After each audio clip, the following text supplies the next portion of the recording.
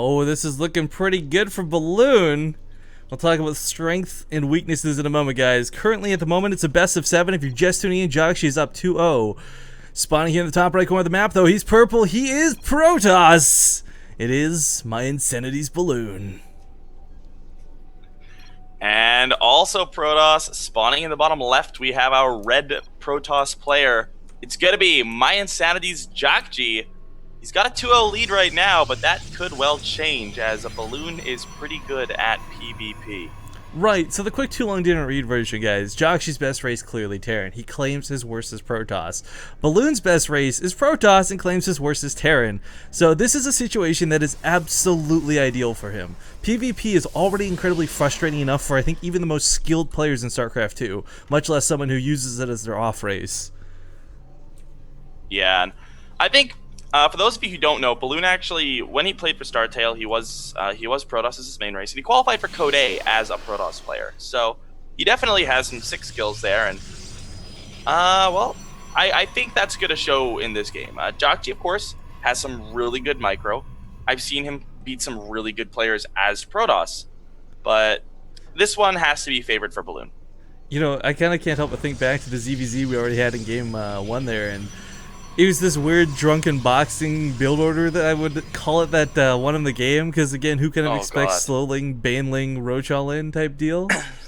I don't know if the same thing's really even possible when you think about the terms of and limitations of the early game gateway units, but still, it'd be very interesting to see.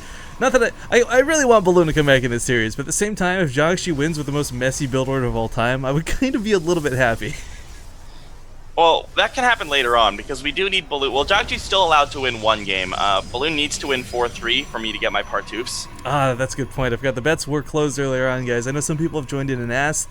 I'm sorry, but as usual, we close them at game 1. You guys know the deal. But we'll be doing raffles and giveaways throughout the course of the broadcast one way or another.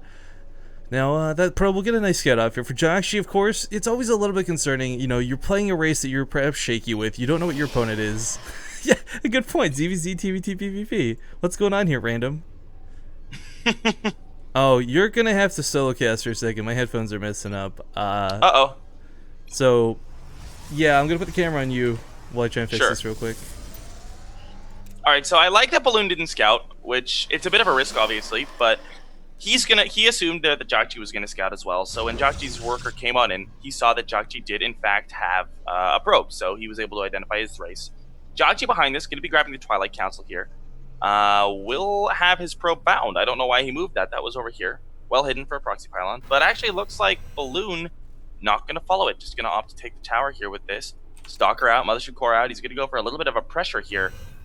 There's not really anything on the field for Jjakji yet. This is a really fast Twilight Council that came out before even Warp Gate. So there's a Stalker and a Mothership Core, sure.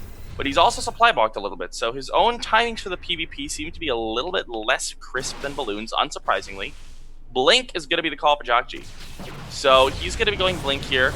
Balloon, we're not entirely sure what he's going for just yet, and this little fight here looks like it will go in favor of... Balloon might get that back. Oh, actually, this is cute. Balloon kiting this Mothership Core while trying to pick up the Stalker of Jjakji's as well.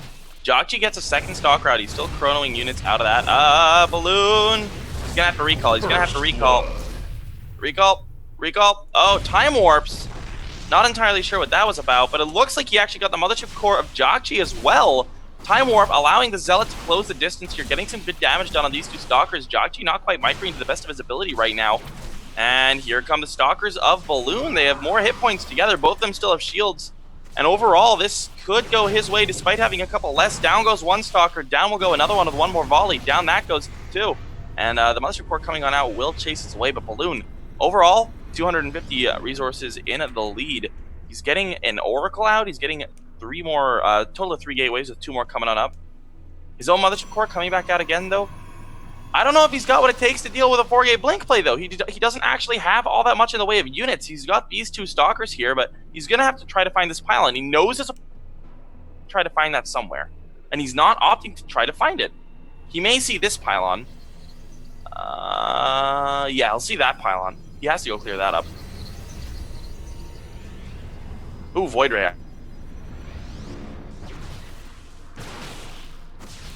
Alright, so... Gonna start poking away at that. He does have a force field on the sentry.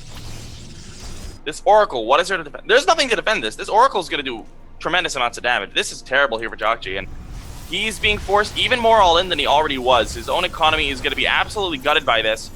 There's a Stalker being warped on him, but that's not going to clean this up very fast at all. Balloon opting to focus down workers instead here, up to 9 kills, 10 kills, 11 kills already. This is doing a lot of damage. The blink into the main comes down, though. The Void Ray not using prismatic alignment. There we go. Will start to prismatically align, and Balloon holding this very, very well. This PvP looks like it will go in favor of Balloon for the first time this series.